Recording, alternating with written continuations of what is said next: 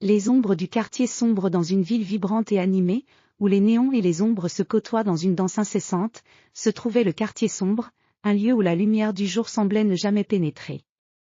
Ce quartier, à la réputation redoutée, était le centre névralgique des activités les plus mystérieuses et les plus périlleuses. Les rumeurs parlaient d'un réseau complexe de mafia, qui régnait sur la ville avec une main de fer. Le professeur Charles Beaumont, un criminologue réputé pour ses études sur les organisations criminelles, avait entendu parler des mystères qui entouraient le quartier sombre. Fasciné par les enchevêtrements du pouvoir et de la criminalité, il décida d'organiser une expédition pour comprendre les mécanismes de ce monde caché.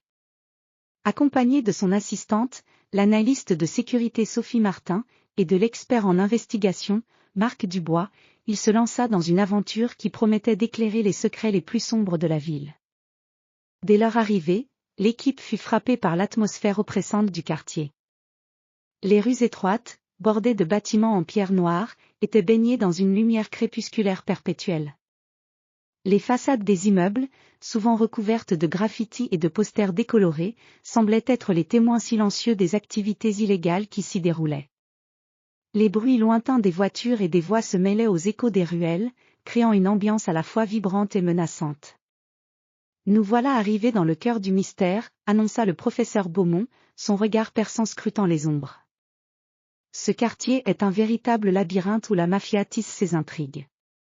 Nous devons être prudents et stratégiques pour découvrir la vérité sans nous attirer des ennuis. L'équipe établit une base discrète dans un vieil appartement, situé dans un bâtiment ancien qui avait vu défiler des générations de résidents. Le lieu était modeste, mais idéal pour mener leurs investigations sans attirer l'attention. Les provisions étaient stockées avec soin, et les équipements de surveillance étaient prêts à être utilisés. Le lendemain matin, ils commencèrent leur exploration du quartier. Les rues grouillantes de monde offraient une vue fascinante sur la vie quotidienne de ses habitants. Les magasins, souvent dissimulés derrière des façades anonymes, vendaient des produits de toutes sortes, mais l'apparence extérieure pouvait être trompeuse. Le café du coin, par exemple, semblait être un lieu ordinaire, mais les conversations chuchotées et les regards furtifs trahissaient des échanges d'informations secrets.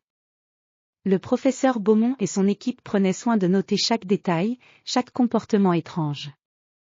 Leur enquête les mena à divers endroits, un entrepôt abandonné où des transactions suspectes avaient lieu, un club privé où les affaires les plus secrètes étaient discutées, et même un ancien manoir qui servait de repère pour les chefs de la mafia. À chaque étape, ils découvrirent des indices qui les rapprochaient du cœur du réseau criminel.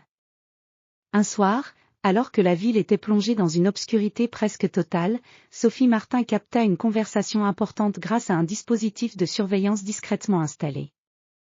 Les informations révélées parlaient d'une réunion secrète où les leaders de la mafia se retrouveraient pour discuter de leurs plans. Cette réunion pourrait être la clé pour comprendre l'organisation et son influence sur la ville. Le professeur Beaumont décida que l'équipe devait assister à cette réunion pour recueillir des preuves cruciales. En utilisant des déguisements et des techniques de discrétion, ils réussirent à s'introduire dans le lieu de rencontre, un vieux bâtiment industriel désaffecté, devenu le quartier général des opérations secrètes. À l'intérieur, l'atmosphère était chargée de tension. Les membres de la mafia, vêtus de costumes élégants mais avec une aura de menace palpable, discutaient avec intensité. Le professeur et ses collègues se cachèrent dans l'ombre, écoutant attentivement chaque mot échangé. Les détails sur les activités illégales, les plans d'expansion et les manipulations politiques étaient dévoilés, offrant un aperçu précieux du fonctionnement interne de l'organisation. Après avoir recueilli suffisamment de preuves, l'équipe se retire discrètement et prépare un rapport détaillé sur leurs découvertes. Leur enquête avait révélé la complexité et l'ampleur des opérations de la mafia, ainsi que ses implications sur la ville et ses habitants. Le retour du professeur Beaumont et de son équipe fut salué comme un succès retentissant. Leurs révélations contribuèrent à des efforts importants pour combattre la criminalité dans le quartier sombre et pour rétablir la justice.